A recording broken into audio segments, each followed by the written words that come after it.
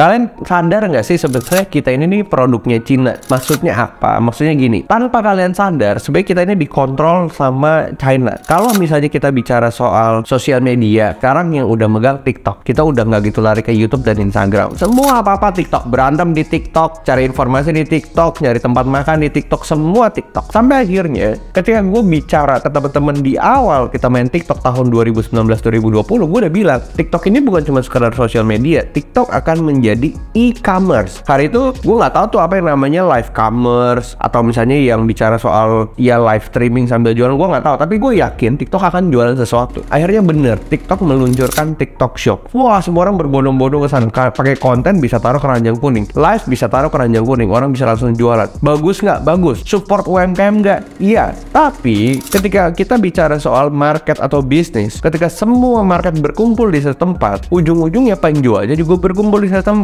Kalau penjual berkumpul di satu tempat, akhirnya apa? Yang terjadi adalah persaingan harga, persaingan kualitas. Dan tanpa disadari, kalau kita bicara soal persaingan harga dan kualitas, sebagai pedagang, sebagai penjual, kita berpikir, wah, gue harus jual murah, barang bagus. Terus gimana?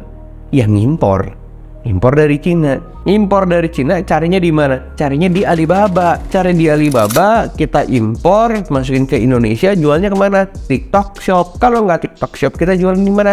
Di Shopee. Kalau nggak di Shopee, di Tokopedia. Di mana? Tokopedia juga investor besarnya adalah China. Tidak bisa dipungkiri, dari A sampai Z, rata-rata mungkin kita adalah produknya China, karena kita beli produk dari China, kita jualnya juga di platform China, kita sendiri mengkonsumsi produk China. Itu sebabnya kenapa negara Cina ini super power dan mereka ini besar banget. Bahkan sekarang mereka udah mungkin menurut gua ya, dan nomor 1 di dunia dibanding Amerika. Tapi di mana posisi Indonesia untuk bisa ngambil kesempatan ini? Indonesia itu dari awal, dari kita lahir mungkin dari 1000 tahun yang lalu, memang diciptanya negaranya banyak perkebunan, banyak tumbuhan, banyak ikan, banyak sumber daya alam. Itu memang udah dari awalnya, dari sananya Tuhan ciptanya tuh kayak gitu. Artinya apa? Artinya kita harus bisa manfaatin itu. Cuma saat ini kita nggak pernah bisa manfaatin. Ujung-ujungnya karena masyarakat kitanya nggak ngerti, penduduk kitanya juga nggak mau tahu, masyarakat mudanya juga nggak peduli. Ujung-ujungnya yang ngelola siapa? Cina lagi. Betul. Kita tahu gitu ya, di tahun mungkin 1950, 1960 zaman Freeport, waktu itu tambang besar-besaran di Papua, 51%-nya juga punya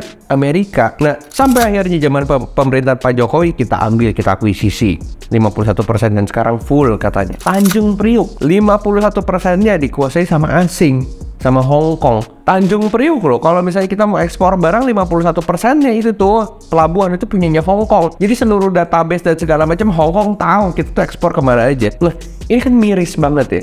Sampai akhirnya pemerintah saat ini udah mulai ngambil semuanya, bahwa ini harusnya punya Indonesia. Tapi masyarakat kitanya nggak peduli. Kitanya tetap nggak mau tahu, ya bodo amat. Yang penting gue TikToker, gue punya followers 10 juta.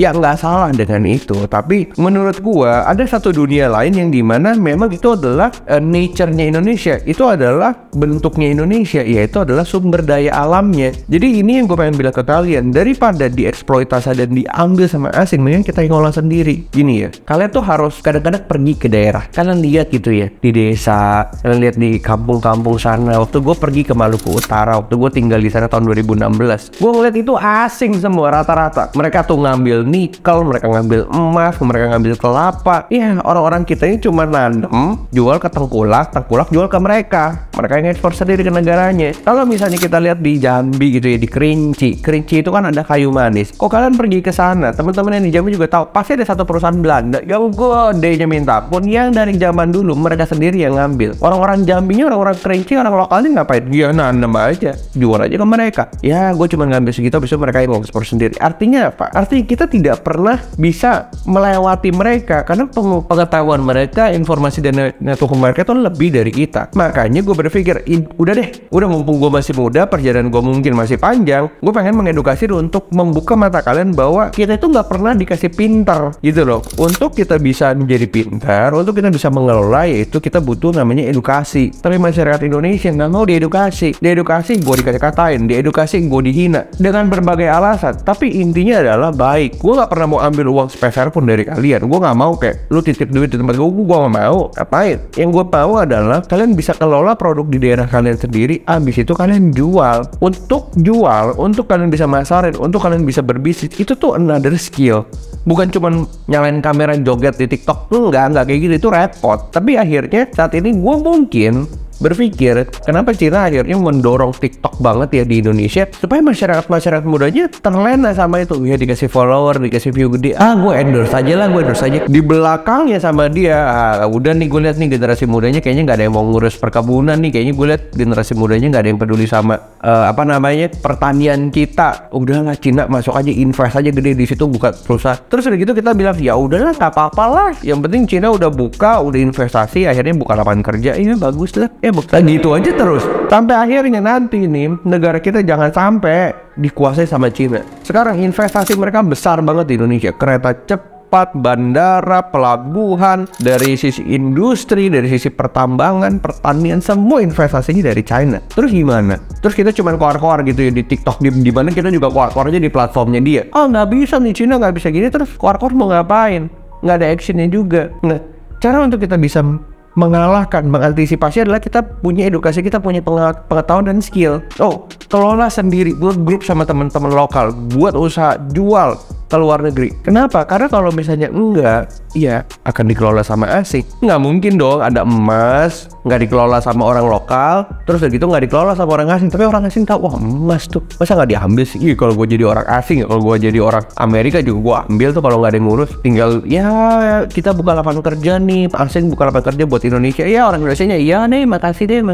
Ini kan yang sebenarnya terjadi di Indonesia dan miris. Makanya kenapa akhirnya gue getol banget, senang banget gitu ngomongin ekspor. Meskipun dihujat ya peduli setan ya, gue mah nggak tahu. Maksudnya gue nggak takut. Tapi intinya tujuannya baik untuk bisa ngebuka mata masyarakat dan mata anak-anak muda. Ini adalah waktunya kita, ini adalah generasi kita untuk ngambil alih, untuk kita bisa kembangin ini jadi sesuatu yang besar. Ini yang harusnya gue lakuin dan ini yang harusnya teman-teman lakuin. Jangan cuman nggak peduli, jangan cuman intolerance gitu ya, kita bahasa kerennya. Kita nggak mau tahu lah pokoknya apa yang terjadi di sana terjadi di sana, apa yang terjadi dengan petani kita ya terjadi dengan petani kita. Gue nggak peduli. Jangan kayak gitu. Makanya kita punya pengetahuan, kita punya internet, kita punya TikTok, kita punya Instagram, kita punya sosial media, kita bisa belajar dan cari informasi di sana. Abis itu turun ke lapangan, abis itu bener-bener punya niat hati yang bener untuk bisa ngebuka lapangan kerja baru lewat tangan kita sendiri, jangan lewat tangan Cina gitu ya. Jangan. Makanya di video kali ini gue harapan besar untuk kalian ngerti apa yang gue maksud, untuk kalian tahu bahwa ada potensi yang besar di Indonesia yang kalian sebenarnya harus kelola dan ambil. Ya mungkin kurang lebih seperti itu. Ini video juga nggak panjang banget, tapi harapannya dengan video-video yang ada di channel Juli Ekspor bisa ngebuka mata kalian untuk melihat bahwa industri ekspor adalah industri yang besar dan industri yang buka pintu rezeki buat banyak orang. Kurang lebih seperti itu. See you on the next video.